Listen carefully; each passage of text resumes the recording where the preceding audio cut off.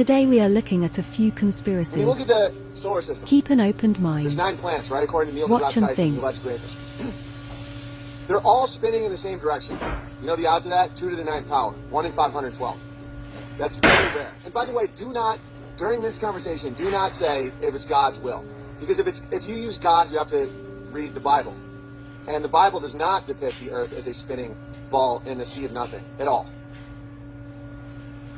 So you can't have it both ways, guys. You can't have a firmament, 4 corners, God sits up and looks at us like grasshoppers. You can't have that and a spinning ball and nothing. Okay, listen, just please listen, because it's impossible. All right, next up on the solar system model, it's on a flat plane. Not just is the solar system a flat plane, the entire Milky Way galaxy is a flat plane. Want to talk about flat Earth? Oh, flat earthers.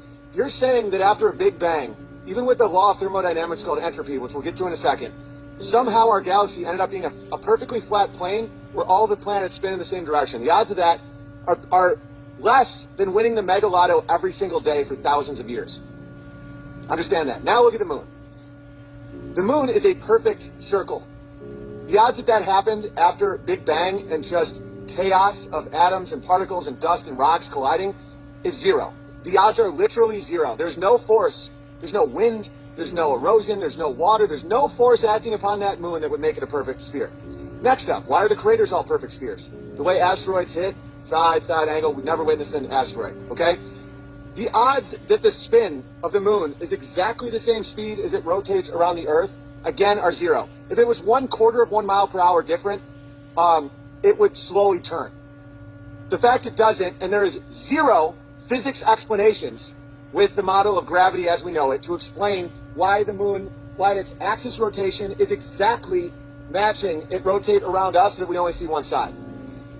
Light being shined upon a sphere does not make the luminescence the same all the way across. You can do a test with a tennis ball and a flashlight. It's impossible. It can't happen. It only happens on 2-dimensional objects.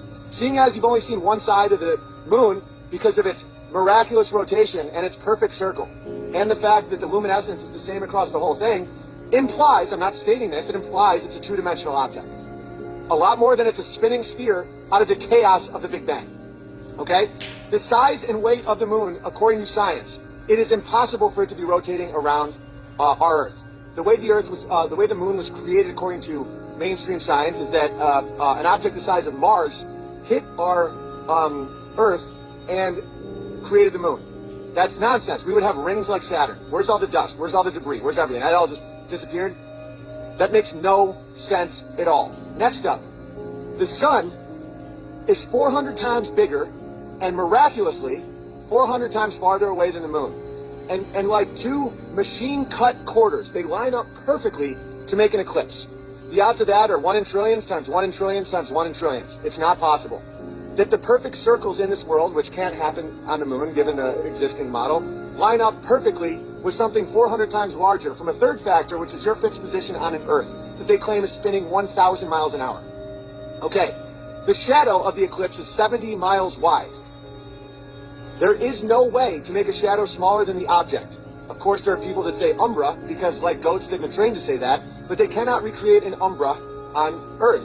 They only believe it because they've been indoctrinated to believe it since the time of their birth by people who want to remove their connection to God. Okay, next up, evolution.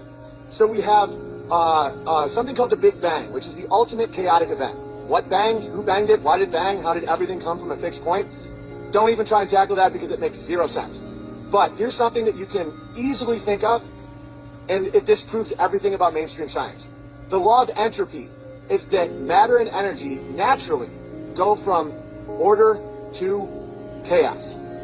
If you break a glass, even after 1 billion years, the broken shards will not reform into the glass, because objects have a tendency towards entropy, towards dissolving, towards breaking apart. Whether it's empires or broken glass, the longer you wait, the more the broken shards become sand. They get ground down, they will never go the other direction. So how do we have a human eyeball from a Big Bang?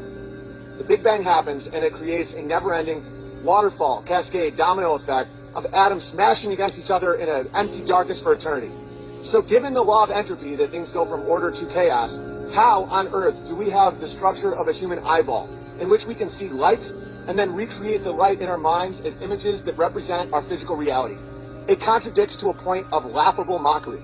Okay, now understand that if anyone says, well, sexual selection, Big Bear, over long periods of time, I used to believe this stuff too. I believed all of it. I loved astronomy. I minored in evolution in college. I loved thinking about how the environment would interact with a human being, increase their odds of procreation or decrease their odds of procreation, and certain genes would pass. Nonsense.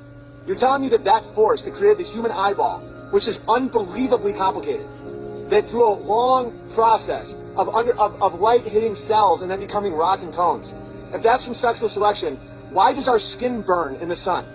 Why do I need an umbrella right now so that my skin doesn't become red and cancerous? Well, Big Bear, it's because you're from the north. Why don't I have hair on my body? Why would I die outside in 30-degree weather without a structure around me? If my people came from Northern Europe, which they did for so long, how come I didn't evolve to not die in the snow and then die in the sun? If sexual selection actually had an impact on us, like they say it did, if we can evolve to have the complexity of a human eyeball out of a big bang, even though that goes against entropy, why on earth have we evolved to not have skin that's resistant to the one constant in our life at all times, which is the sun and then the winter? It doesn't make any sense, right?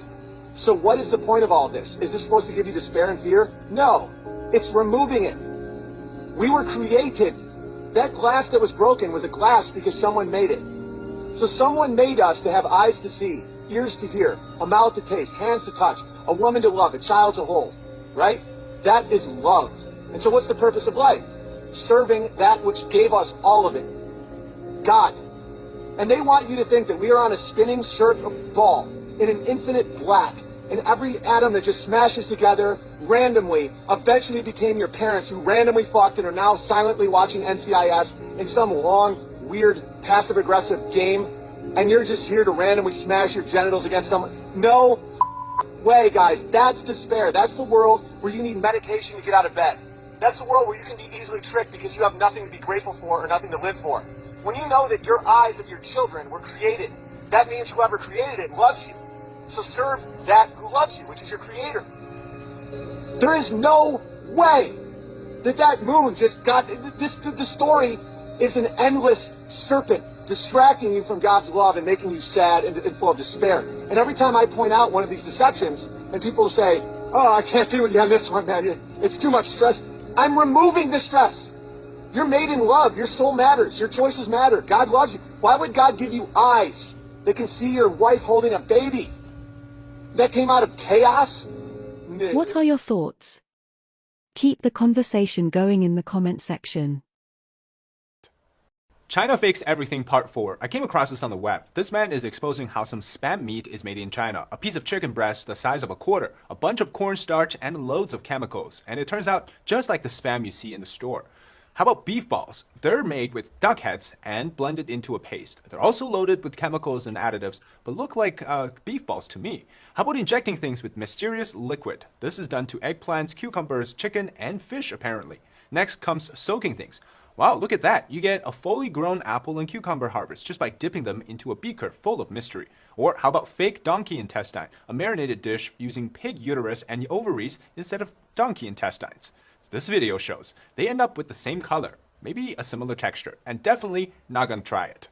Guys, we need to watch what we eat. Too many fakes out there. Please be Makasimo. I can't get the world to listen, and I can't get everyone to listen, and I can't get everyone to watch. But for you who get to watch, you can share about this. Spread to the world. To careful of the health, careful of the drink you buy in the shops, careful of the food you buy. Because so many fake foods are on the shelf, so many fake drink are in the fridges, and so many fake drink are on the road. Please be... Do you know what else they don't tell you about being a parent? Your child and or children will get sick every 2 weeks. Guaranteed. And at some point, your child's immune system will just click and it'll be as strong as Wolverine from X-Men. They will go outside and catch hand, foot and mouth disease, and the same disease we were locked down for 2 years for, and after 24 hours, they'll be running around like a man on benefits who just won Euro Millions. Meanwhile, you've now contracted the adult version of whatever they were sick with, dressed in your finest winter garms inside your house, with cold sweats, a croaky voice and a cough, trying to remember what it was like to not be sick again. And all that time you're sick, you've got to entertain your little ball of energy. But parenthood is good though, it's rewarding. It's rewarding. What can I say? Kids have stronger immune system than adults sometimes.